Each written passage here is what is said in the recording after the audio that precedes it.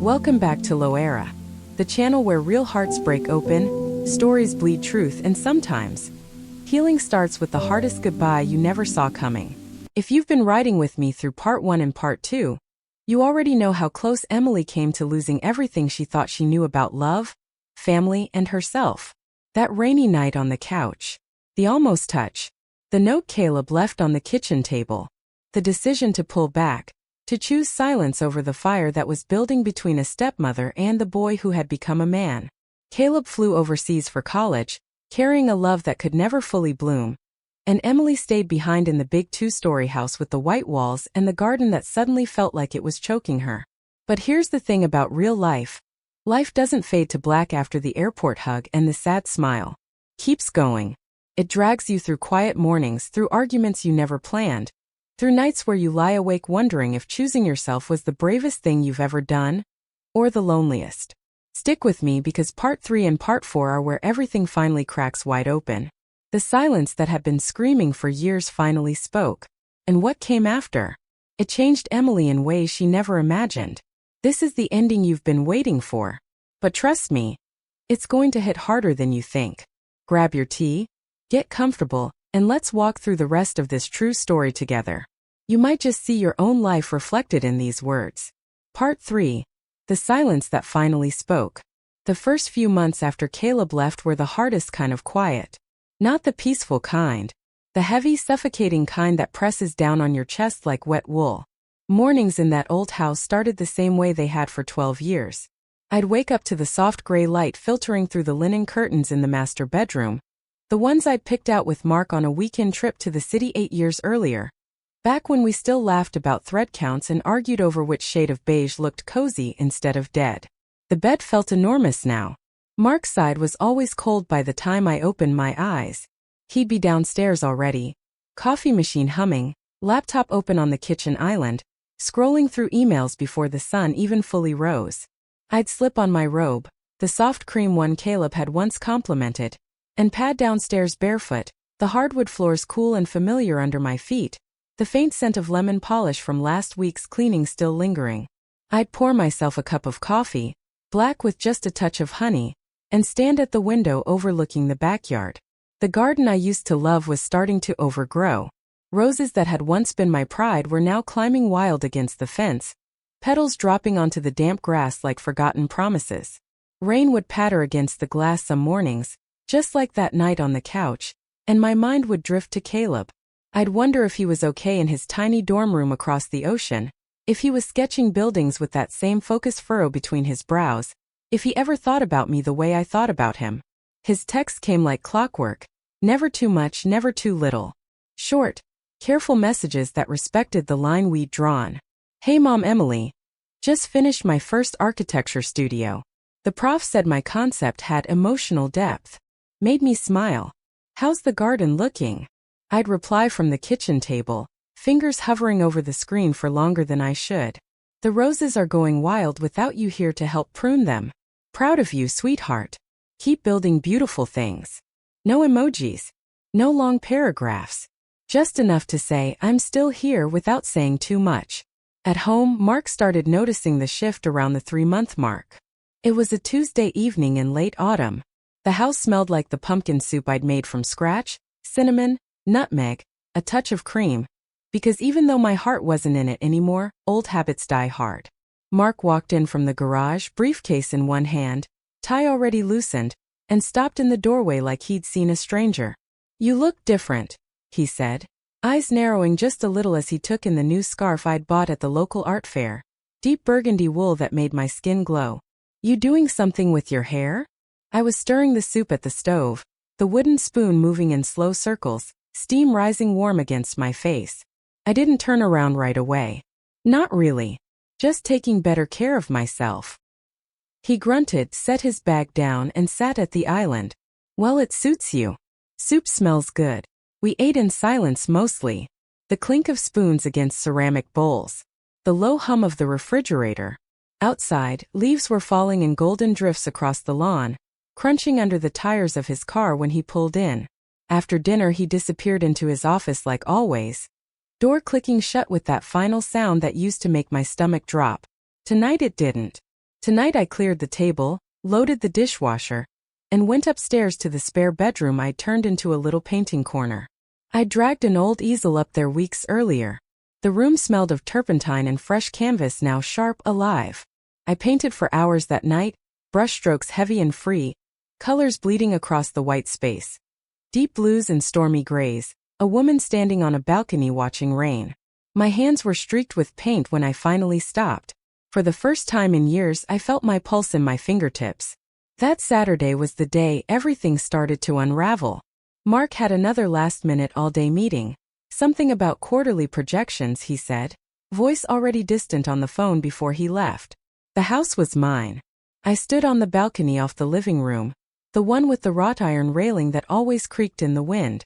It was one of those soft autumn rains, the kind that doesn't pound but whispers. I held a mug of ginger tea, still warm, steam curling up like ghosts, and watched the drops trace paths down the glass sliding door. The door slid open behind me. Caleb's old umbrella, faded blue with a broken spoke he never fixed, appeared first. Then his jacket draped gently over my shoulders. Except it wasn't Caleb. It was just memory playing tricks.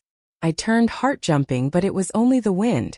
Still, the warmth of that memory stayed. Later that afternoon I sat on the couch, the same couch, and opened my laptop. I typed, "How to know when your marriage is over," into the search bar, and then closed it again before the results loaded. Instead I called my old friend Sarah. We hadn't spoken in months. "Emily," she answered, voice bright. "God, it's been forever. You okay?" We talked for 2 hours. I told her everything, well, almost everything. The loneliness. The way Mark had slowly disappeared. The almost with Caleb. She listened without judgment, just soft "oh honeys" and the sound of her stirring tea on her end. "You deserve to be seen, Em," she said quietly. "Really seen." That night when Mark came home, I was waiting on the couch again. The rain had picked up, drumming steadily against the roof like it was trying to wash the past away. He walked in, shook water from his coat, and paused when he saw me sitting there in the low lamplight. "Everything all right?" he asked, but his tone said he already knew something was coming. I took a breath that tasted like rain and courage. "Mark, we need to talk. For real this time." He sat down across from me, the leather creaking under his weight. The distance between us on that couch felt like miles. I told him everything I'd been holding. How invisible I'd felt for years, how I tried to fix it, how I couldn't anymore. I didn't mention Caleb. Not a word. That part was mine to carry. He listened. Really listened for the first time in forever. His face went through stages: surprise, defensiveness, then this quiet sadness that made my chest ache. "I didn't think you'd ever say it," he finally whispered, echoing the words I'd once said to Caleb. "I guess I stopped trying somewhere along the way too." We talked until the rain stopped. No yelling. Just truth, raw and heavy. He moved his things to the guest room that same night. The sound of drawers opening and closing upstairs echoed through the house like final chapters closing. The divorce itself took 4 months. Lawyers, paperwork, the house appraisal where strangers walked through our rooms measuring cabinets and commenting on the great natural light. I kept the garden tools and my painting supplies. Mark kept the car and most of the furniture.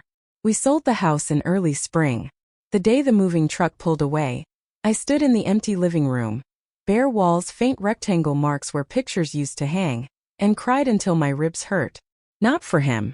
For the girl I used to be when I first walked through that door holding Caleb's small hand all those years ago. Caleb wrote when he heard the news.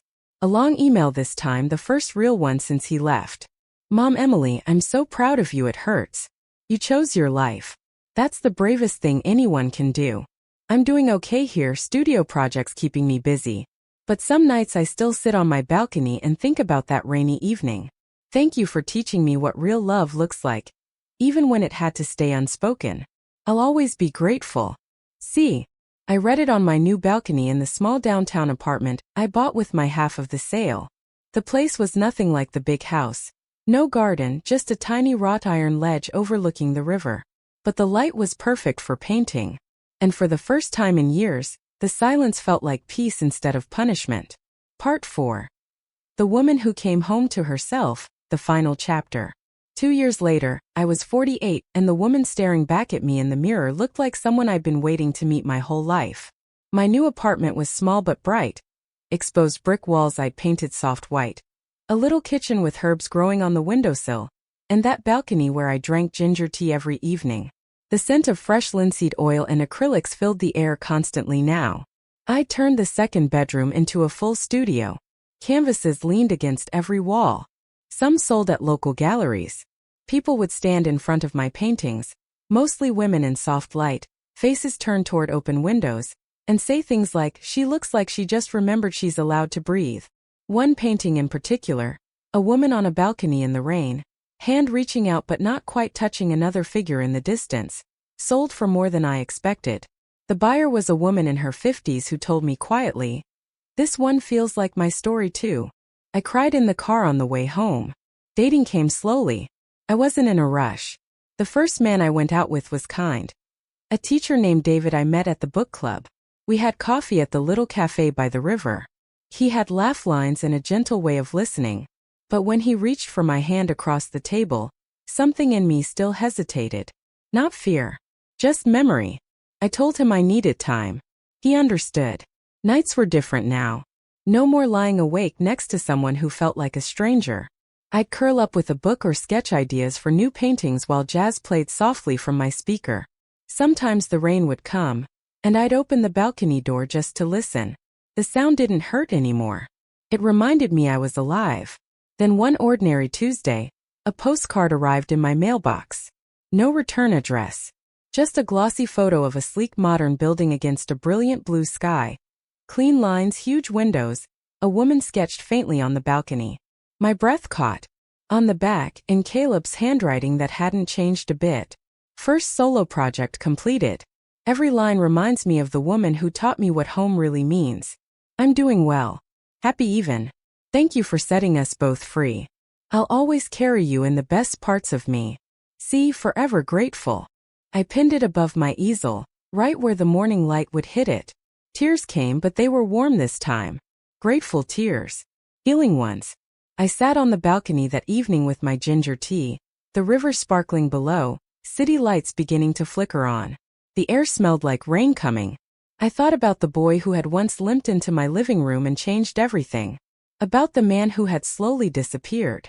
About the woman who finally chose herself. I don't regret the almost. I don't regret the boundaries we held like lifelines. I only regret the years I spent believing my worth lived in someone else's eyes. If you're listening right now and you're still carrying silence that's eating you from the inside. If you're staying in a marriage that feels like a beautiful cage. If someone once made you feel truly seen and now the world feels dim without them. Listen to that quiet voice. It's not betrayal. It's truth finally knocking at the door. Sometimes love means letting go with both hands. Sometimes it means finally holding on to yourself tight. This is the real end of Emily's story on HLOARA. No fairy tale ending. Just a real one. A woman who came home to herself. Thank you for walking every painful, beautiful, messy step with me through all 4 parts. You've been here through the almost, the silence, the goodbye, and the becoming. If this series touched something deep in your chest, drop a comment below. What did Emily's choice make you think about your own life? Are you ready to speak your silence? Share it. Because sometimes just saying it out loud is the first step toward freedom. Subscribe if you want more stories that don't sugarcoat the truth. Real infidelity stories. Real heartbreak. Real healing. Turn on notifications because the next one might be the one that changes everything for you. Big real hug from me to you. You're not alone. You never were.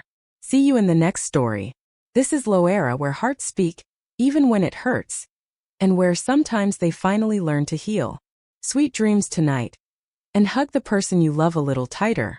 Or hug yourself if that's what you need most. Before it's too late.